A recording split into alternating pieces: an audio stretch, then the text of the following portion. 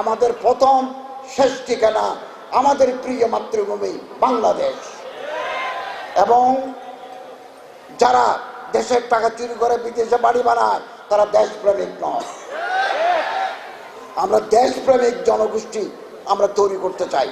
তা আসুন, আল কোরআনের একাডেমি কুমিল্লা কর্তৃক আয়োজিত আজকের এই আন্তর্জাতিক কেরাত সম্মেলনের যে মেসেজ আপনাদেরকে আমরা দিতে চাই, সেটা হচ্ছে জীবনের প্রতিটি ক্ষেত্রে কোরআনের আদর্শ, কোরআনের বাণী, আল্লাহর বাণী মোতাবেক আমরা জীবন গড়ে তুলব।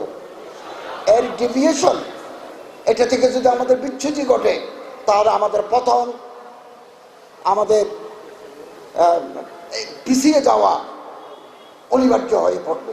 ঐক্যের পক্ষে অন্তরায়, আমরা এই পথে যাব না। মান সাতারা সাতারাল্লাহু আলাই, আমি যদি আপনার দোষকে ঢেকে রাখি, আল্লাহ তাআলা আমার দোষকে ঢেকে রাখবেন।